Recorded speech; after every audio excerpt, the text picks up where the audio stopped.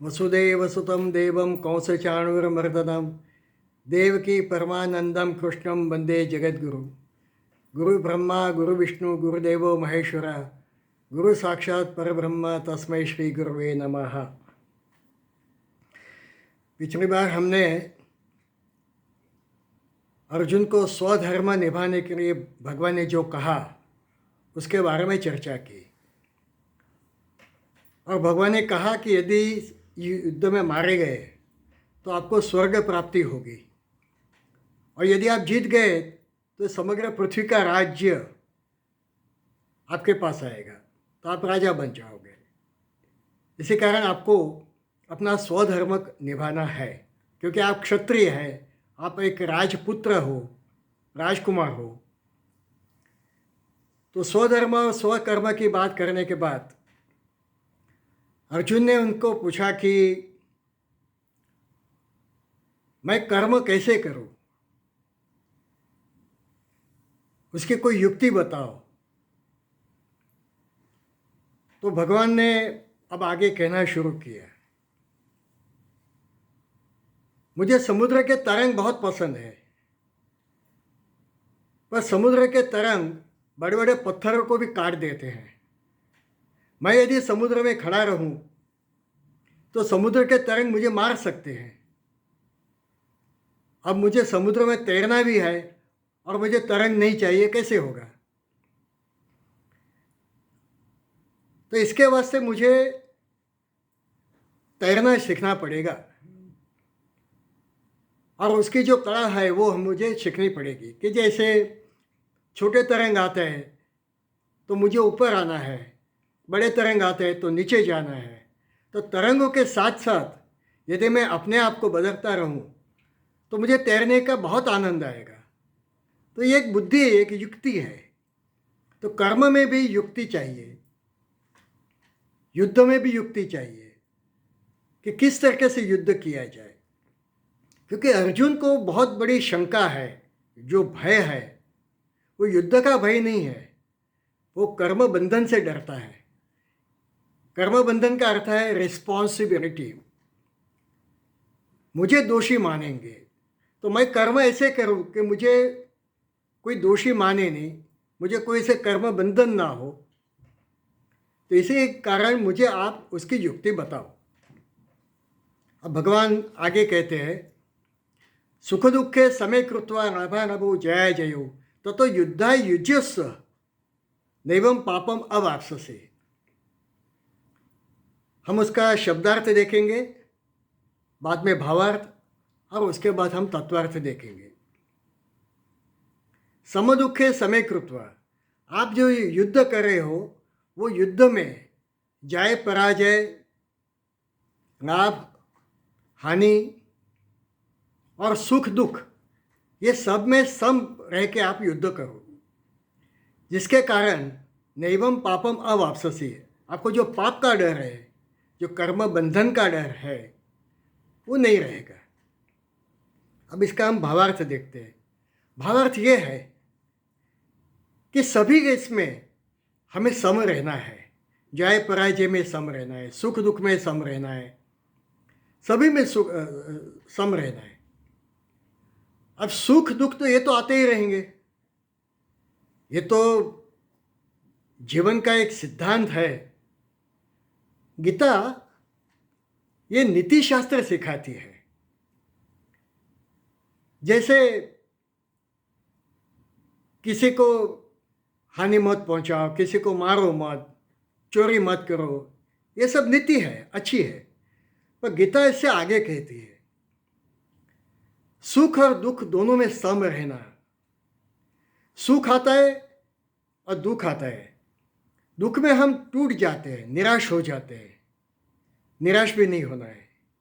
और सुख आता है तो सुख में हम उन्मत्त हो जाते हैं, ये भी नहीं होना चाहिए।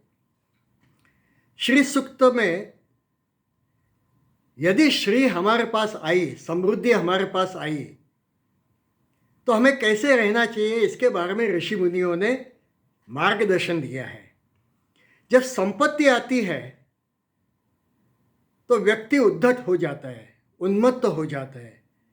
दुख को पचाना आसान नहीं है, पर सुख को पचाना ये उससे भी कठिन है। सुख को पचाना बहुत कठिन हो जाता है। सुख आने के बाद व्यक्ति में बहुत सारी क्षतियाँ आ जाती है, दुर्गुण आ जाते हैं। इसी वास्ते श्री सूक्त में कहा, न क्रोधो न च मात्सर्यम न रूपो न शुभामति भवन्ति कृत पुण्यानाम भक्तानाम श्री सूक्तम जपेत। ये विष्णु सहस्त्रनाम में भी है, थोड़ा सा उसमें अंतर है। न क्रोधो न च मात्सर्यम, जरा भी क्रोध नहीं आना चाहिए। जितने आप श्रीमंत होते जाओगे, जितना सुख आता जाएगा, उतना व्यक्ति को झुकना पड़ता है। नारियल का जो पेड़ होता है वो जितना ऊंचे जाएगा वो झुकता नहीं है, पर आम का पेड़ है, जितने फल आएंगे उतना वो झुकता जाता है। तो सुख जितना आएगा उसमें हमें झुकना पड़ता है। सुख दुखे समय कृत्वा, तो सुख को पचाना ये बहुत महत्व की बात है। इसी तरीके से दुख आएगा तो दुख में भी हमें निराश नहीं होना चाहिए। Better destiny next time, we have to wait for destiny to smile at us. निराश नहीं होना चाहिए। और जब सुख आता है तो जो हारा आदमी, जो हार जाता है, उसके साथ अच्छा बर्ताव करो, appreciate him.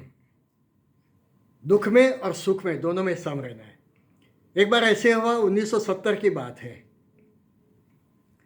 Bharat West Indies गया था। बहुत ज़बरदस्त टीम थी वेस्ट इंडीज़ की। उस समय भारत के कुछ क्रिकेटर से बहुत अच्छी खेल दिखाई, इसके कारण हम जीत गए। एक 18 साल का एक युवान जो अपनी प्रथम टेस्ट मैच खेलता था, उसने इतना अच्छा वेस्ट इंडीज़ के सामने खेला कि हम वो टेस्ट मैच जीत गए। जब वो आउट होकर वापस जा रहा था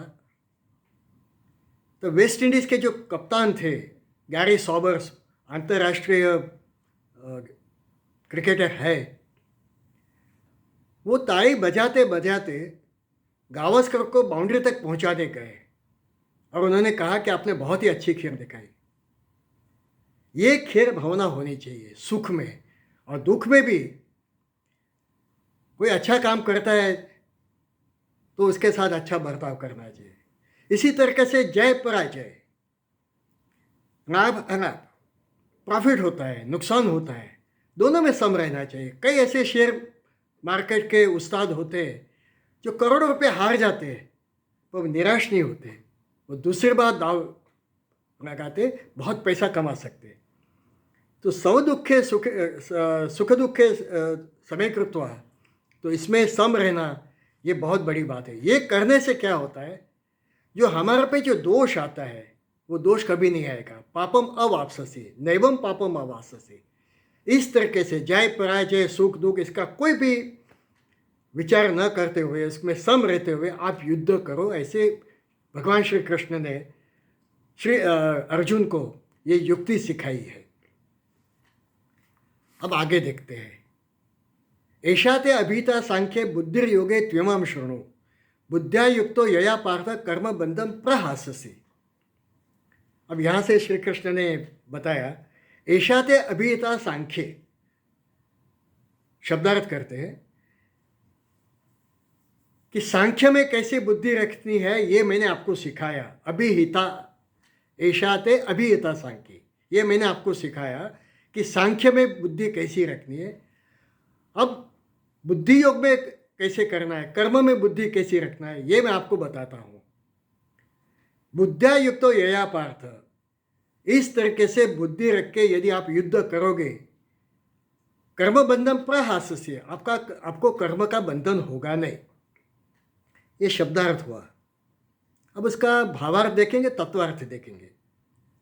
ऐशा ते अभिहिता सांख्य, सांख्य ये विचारधारा है। और भगवान ने अर्जुन को सांख्य योग के बारे में बताया। अशोच्यान व शोच्यत्वम प्रज्ञा वादांश भाष से, यहाँ से भगवान ने ये उपक्रम शुरू किया और सांख्य विचारधारा बताई। 38 तक उन्होंने ये सांख्य योग बताया है। सांख्य का अर्थ होता है ज्ञान। सांख्य ये उच्च तत्व ज्ञान है, इसी वजह से जो सांख्य मार्गी है उनको ज्ञानी के नाम से संबोधन किया जाता है। और उसके साथ साथ जो संन्यास मार्गी होते हैं उनको भी सांख्य के नाम से उनको पुकारा जाता है, उनको पहचाना जाता है।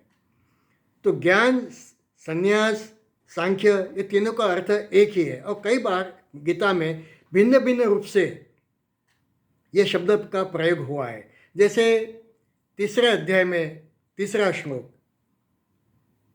ज्ञेयस नित्य संन्यास यौन द्वेषि न कांक्षति निर्द्वंद्व ही महाबाहो सुगम बंधात प्रमुच्यते।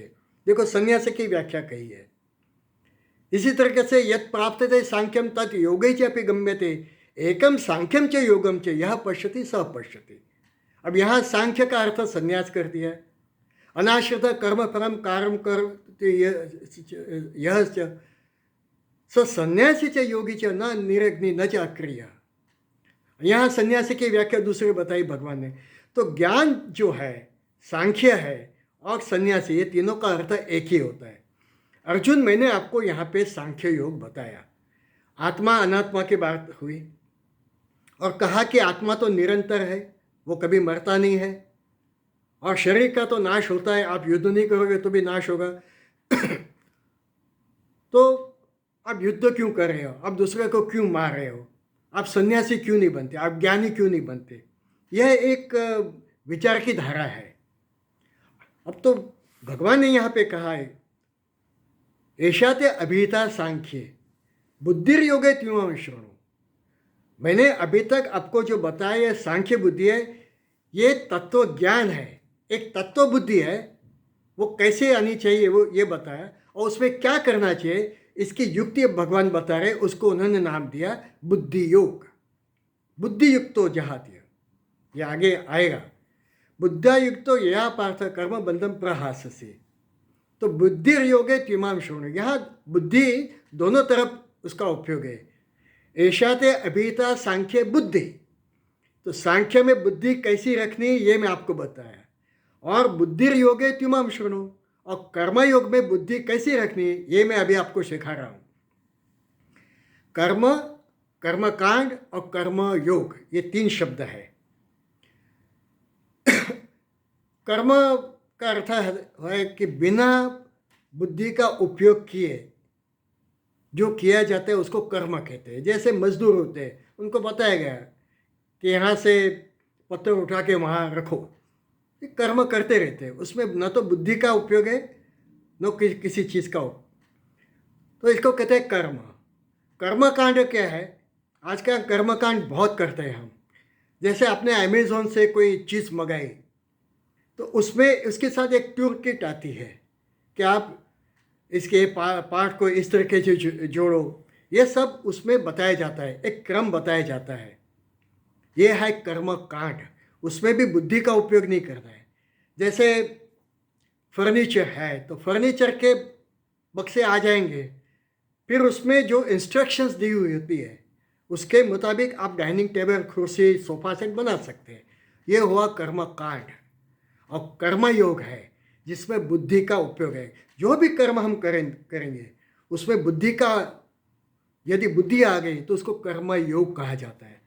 भक्ति में बुद्धि आएगी तो उसको भक्ति योग कहा जाता है।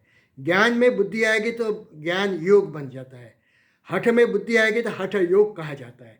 तो योग का अर्थ होता है बुद्धि के साथ काम करना। यहाँ मैं आपको बुद्धि योग सिखा रहा हूँ। ऐसे तो एक कर्म योग ही है, पर बुद्धि योग क्यों कहा?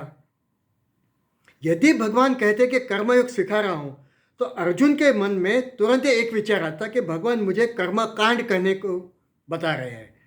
तो यज्ञ करो, याग करो, पूजा करो, पाठ करो, ये सब जो है वो कर्म कांड में आता है।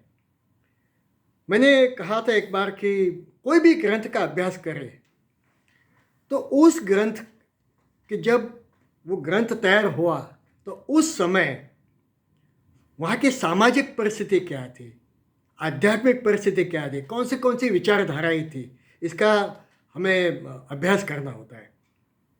महाभारत के समय में इतना कर्मकांड था, कर्मयोग था ही नहीं।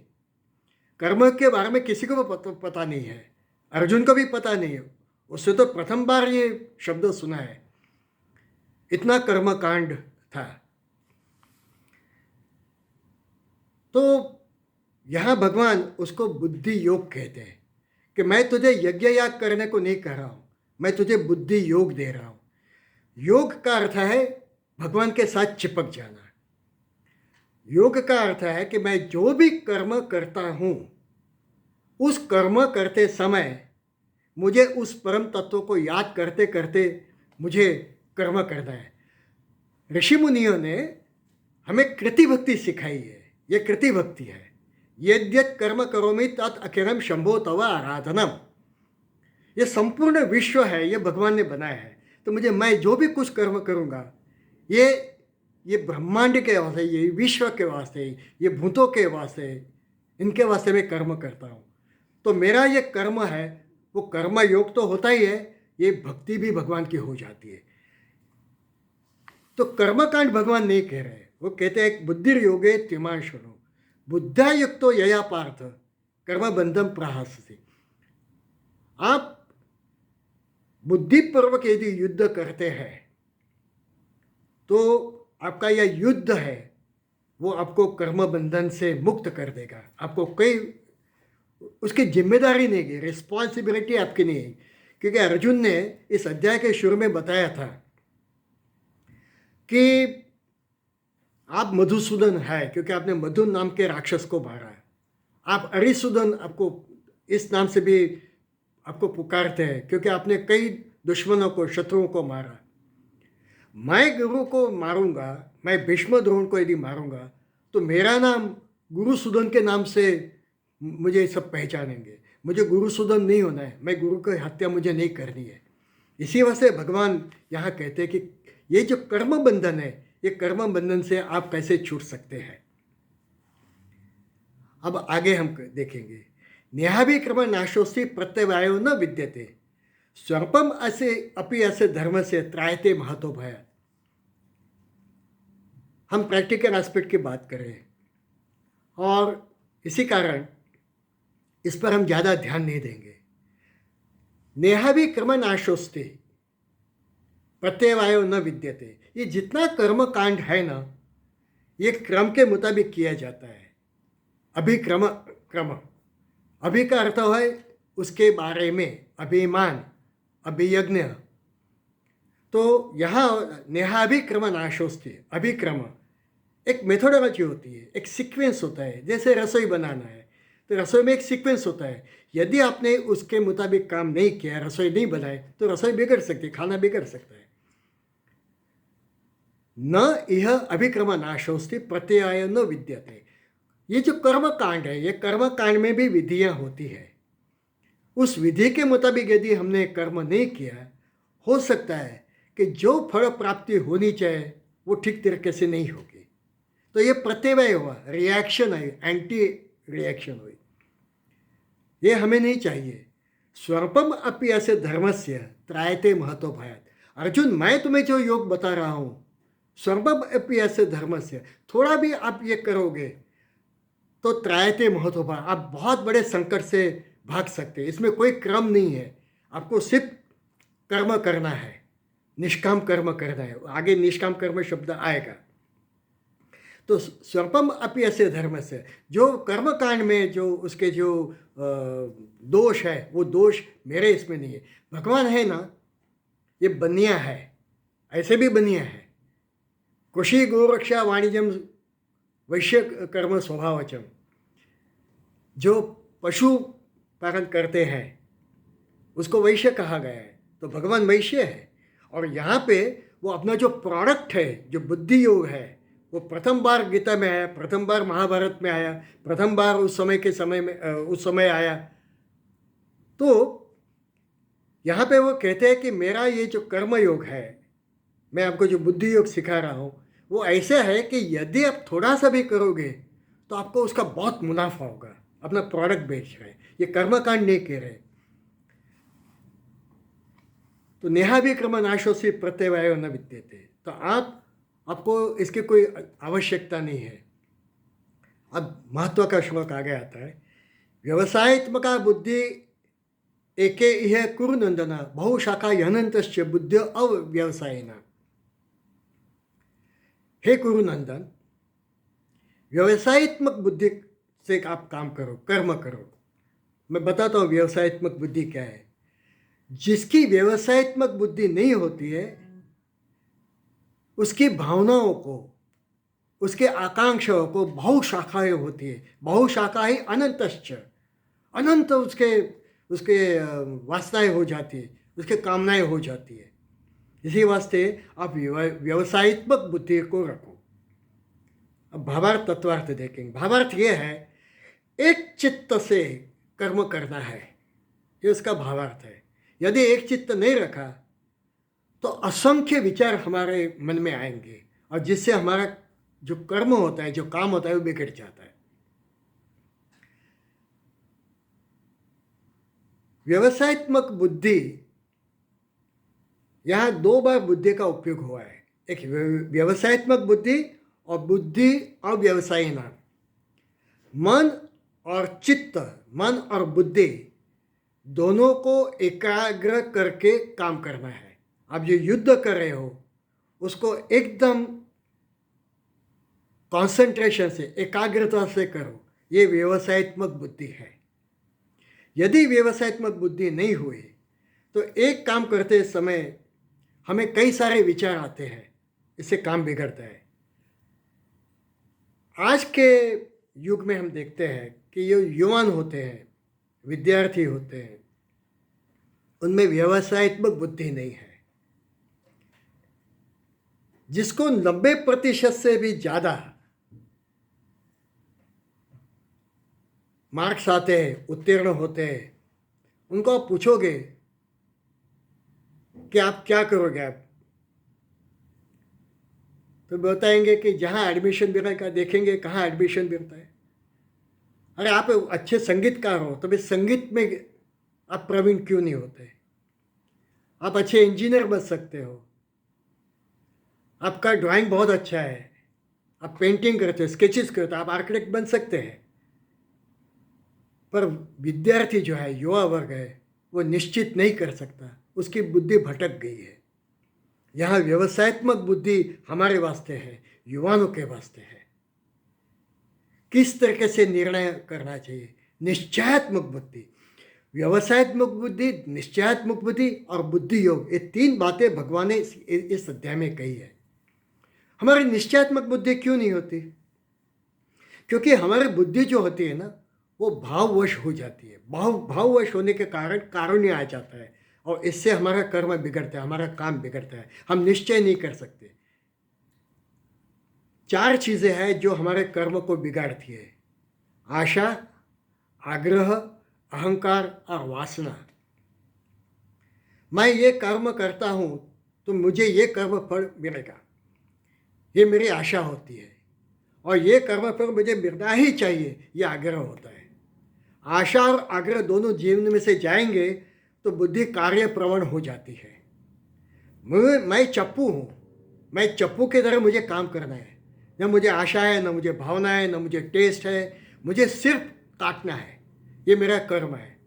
तो आशा और आग्रह दोनों जाने चाहिए। और दूसरा है अहंकार और वासना। इतनी वासनाएं होती है, इतना अहंकार होता है। अहंकार का अर्थ है आइडेंटिफिकेशन, अहंकार का अर्थ अभिमान नहीं। मैं ये कर्म क्यों करूं? इसलिए हमारा निश्चयात्मक बुद्धि नहीं होती। पूरा तीसरा अध्याय इस पर है कि कर्म करते समय समय समय कैसी बुद्धि को रखना है।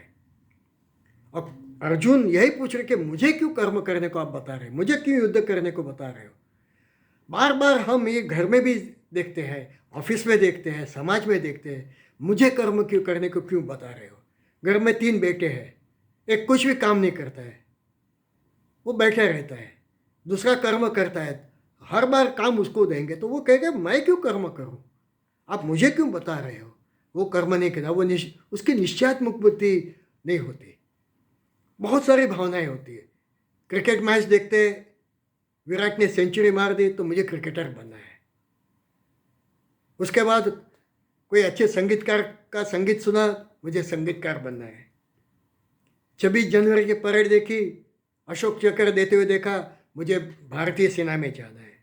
मुझे क्या बनना है मैं उसको ये नक्की नहीं कर सकता हूँ, मैं तय नहीं कर सकता हूँ। ये व्यवसायत्मक बुद्धि नहीं है, एक चित्ता नहीं है।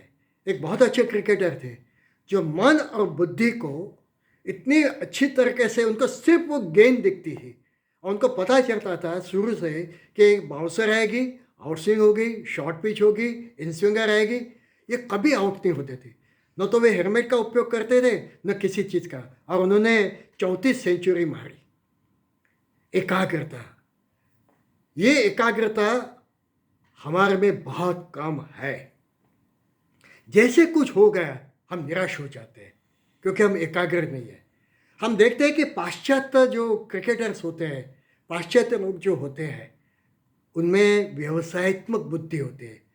They are professional and we are emotional. ये बात देखने से है। 2 विकेट गई नहीं कि हम हड़बड़ा जाते हैं, अरे ये मैच तो गई हाथ से। और फिर हम कहते हैं जिसने भी सेंचुरी मारी हो, अरे इसको तो टीम में से निकाल देना चाहिए, हड़बड़ा जाते हैं। आप याद करो 1983 में जिम्बाब्वे के सामने भारत की 5 विकेट गई, 18 रन पे 5 विकेट गई, सभी बड़े बड़े क्रिकेटर्स आउट हो गए। उस समय एक युवान आया, हमारा कप्तान आया। कितनी निश्चयात्मक भी व्यवस्थात्मक बुद्धि उसमें होगी। 18 पे 5 विकेट जाने के बाद उसने 175 रन मारे। वो मैच तो जीत गए, हम विश्व कप भी जीत गए।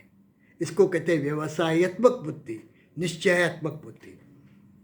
यदि एक चित्तता नहीं है, एकाग्रता नहीं है कर्म में, अनेक वासनाएं आ जाती है, बहुत वासनाएं आ जाती है। मुझे ये भी बनना है, मुझे ये भी बनना है।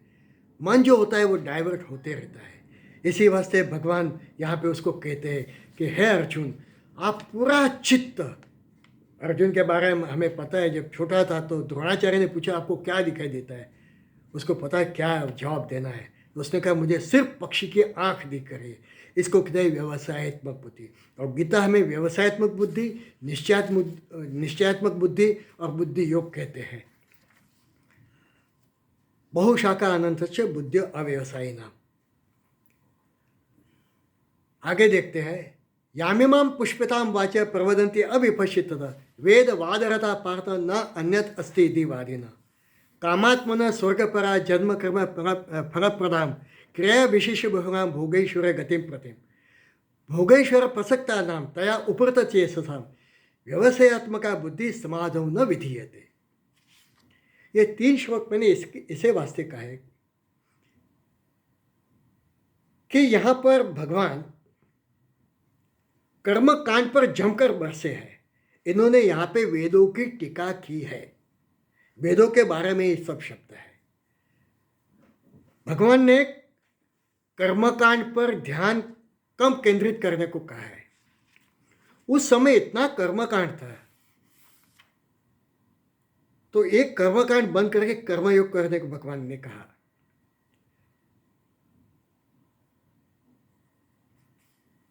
वेदों में, उपनिषदों में कर्मयोग के बारे में बहुत ही कम बताया गया है।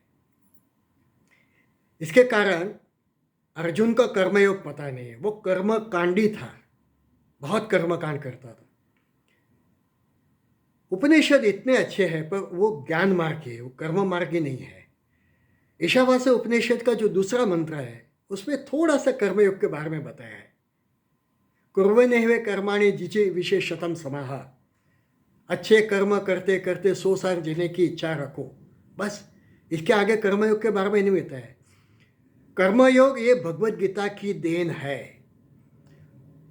भगवत गीता में कर्मयोग के साथ साथ कई ऐसे शब्द नए आए हैं, जैसे यज्ञ की व्याख्या पूरी बदल दी भगवान ने। उस समय बहुत यज्ञ याग होता था, भगवान ने यज्ञ की व्याख्या बहुत भिन्न दी है। इसी तरीके से स्थित प्रज्ञ ये शब्द भी भगवान का है। निष्काम कर्म ये भगवान का है। पुनर्जन्म के बारे में भगवान ने बताया है, ये उपनिषद ने बहुत कम बताया है। यहाँ पे भगवान ने बताया यामिमाम पुष्पिताम वाचा प्रवदंती अविपश्चिता। हम आज पूरा ये नहीं कर सकेंगे, इसका थोड़ा भावार्थ मैं आपको बता देता हूँ कि प्रवदन्ति अविपश्चिता। जो अविपश्चित है, जो पंडित नहीं है, जिन्होंने अभ्यास नहीं किया है, वेदों का अभ्यास नहीं किया है, उपनिषदों का अभ्यास नहीं किया, थोड़ा सा अभ्यास किया है, वो सब अविपश्चित है। जिनको ये पता नहीं है कि इस मंत्रों का उपयोग किस तरीके से करना है, वे इतना उसमें रत थे कि इन्होंने कुछ श्लोक भगवद गीता के आते हैं, ऐसे हम देखते हैं, यदा यदि धर्म से ग्लानिर्भवति भारत, एक मंत्र आता है, परित्राणाय साधूनाम ये दूसरा आता है, कर्मणि वादि कारस्य से ये तीसरा आता है। बस हमें भगवद गीता आ गई, और फिर वो भगवद गीता में वेदवाद रहता पार्थ, इतनी चर्चा करेंगे जैसे उनको सब कुछ पता है, तोड़ मरोड़ के वो श्लोकों का अर्थ निकालते हैं।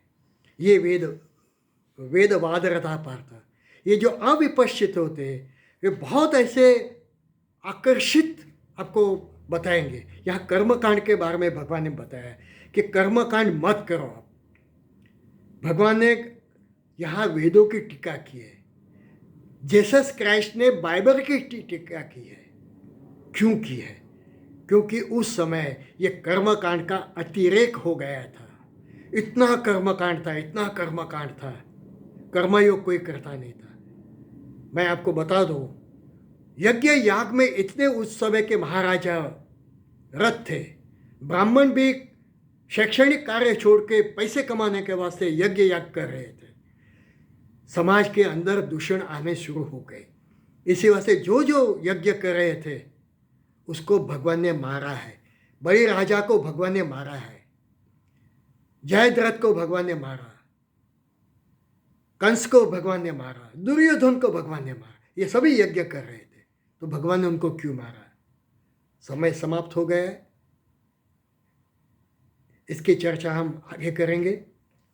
ओम पूर्णमदः पूर्णमिदं पूर्णात् पूर्णमुदच्यते पूर्णस्य पूर्णमादाय पूर्णमेवावशिष्यते। ओम शांति शांति शांति। हरि ओम।